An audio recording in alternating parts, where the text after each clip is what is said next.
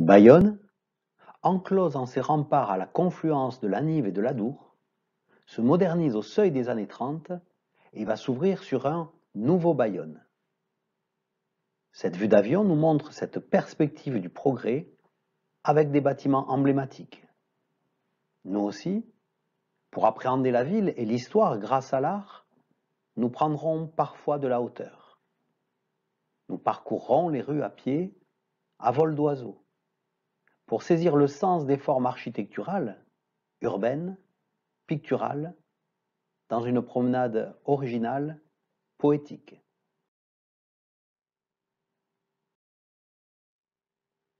Plongeons sur l'Échauguette, comme si nous étions au centre du cercle de la ville. De là, en tournant, nous dessinons la ligne horizontale d'un espace global. Et nous le découpons nécessairement en plan rectangulaire, pour le voir. Ici, le port en bord de mairie. Au fond, la citadelle et les hangars. Nous voici, rive droite, sur le quai de l'Essève où ont lieu les déchargements. Nous sommes en face de la ville. Le tout de cet espace global où nous vivons, nous le sentons autour et en dedans, par la tête, les pieds, le corps entier, comme si nous étions le trou au centre d'une perle. Le quartier Saint-Esprit a été annexé par Bayonne en 1857. L'Espagne n'étant plus un danger, la ville a été militairement déclassée en 1906 et la porte de France, que vous voyez en bas à gauche, au bout du pont Saint-Esprit, détruite. Blottie contre sa cathédrale et son château vieux, la Bayonne traditionnelle est militaire, religieuse, portuaire, enracinée loin dans les terres. Voici la mairie, construite au XIXe siècle, en 1842. C'est la Bayonne néoclassique, avec ses grands hommes, le cardinal Lavigerie, le peintre Bonnat, qui meurt en 1922. Et elle va s'ouvrir dans l'après-guerre d'abord du côté de la mairie. La place d'Armes devient le jardin Léon Bonnat, et avec ce jardin, un axe d'élargissement vers l'Adour, là-bas au fond, vers Anglette et la côte, vers les allées Paulmy. Le pont Mailloux devient un axe de circulation moderne entre Bayonne et Biarritz grâce au tramway, créé en 1877, électrifié en 1914 et en 1922. Nous par le jardin vers les allées, casemate de la porte marine, une grue de déchargement. L'essor du machinisme côtoie le monde ancien, ombragé de majestueuses verdures.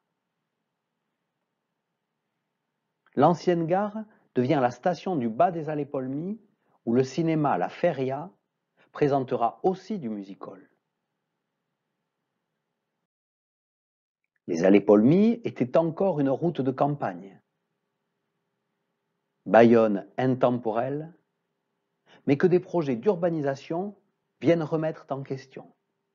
L'architecte Henri Martinet avait rénové Hendaye. Il propose en 1920 de faire de Bayonne un centre attractif à l'égal de Biarritz. Perçons les remparts, nivelons reliefs et fossés, rasons quelques arbres. Nous lotirons ces espaces de villas et d'immeubles pour rentiers, propriétaires, sportsmen, attirés par le climat. Créons une grande place entre le jardin public et les allées Paulmy, dans un style basque et urbain qu'il s'agit d'inventer. Il imagine même Anglette comme un Bayonne plage. Mais une opposition se manifeste, qui craint l'enlaidissement, la destruction du pittoresque de la ville. Et elle reprend les arguments d'un journaliste du Figaro. Si moderniser, c'est détruire, alors sauvegardons et comprenons plutôt que les remparts, loin de gêner le développement, constituent au contraire un capital beauté. Citons encore André Geiger. Ô Bayonnais, mes amis, songez à ceci. que votre beau pays, avec ses plages et ses montagnes, deviendra de plus en plus un pays de tourisme mondial. Votre industrie touristique sera peut-être un jour votre meilleur revenu. Il y a là une conscience de l'économie patrimoniale qui s'est aujourd'hui réalisée. Le vieux plan médiéval doit donc être modifié. En 1927, les remparts sont classés et une grande place va s'appuyer sur l'axe qui relie visuellement la citadelle et le château vieux, la rue militaire. Où placer le monument aux morts? Se demandait-on en mairie depuis 1921. Et depuis 1924, au départ du 49e régiment d'infanterie, on projetait aussi la construction d'un grand hôtel des postes. L'espace du nouveau Bayonne est trouvé. On voit très bien ici comment 4 bâtiments monumentaux agrandissent la ville ancienne, juste de l'autre côté des clochers de la cathédrale. Concilier modernité et esprit novateur, c'est ce que montre la peinture de Roger de la Fresnaye. Son homme assis de 1914 est un cubisme paré des couleurs nationales. Le char, l'industrie automobile, la mécanique de guerre vont remplacer les idéaux chevaleresques.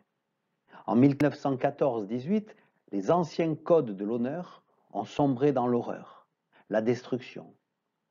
Marcel Gromer peint encore cet accablement massif en style post-cubiste en 1925. Pour les avant-gardes, c'est la simplification des formes qui exprime avenir et modernité. À Vienne, l'architecte Adolf Loos a banni dès 1910 tout ornement sur les façades. Il fait de la ligne pure et des surfaces lisses un principe esthétique nouveau. À Bayonne, la première œuvre d'art construite après-guerre sera d'une modernité plus traditionnelle. Conçu par des architectes, sculpté par Lucien Brasseur, le monument aux morts est adossé au rempart. Il ouvre sur l'esplanade comme un espace sacré, un téménos, dans un esprit antique et catholique. À l'inauguration de 1924, des vierges pleurent le deuil des soldats.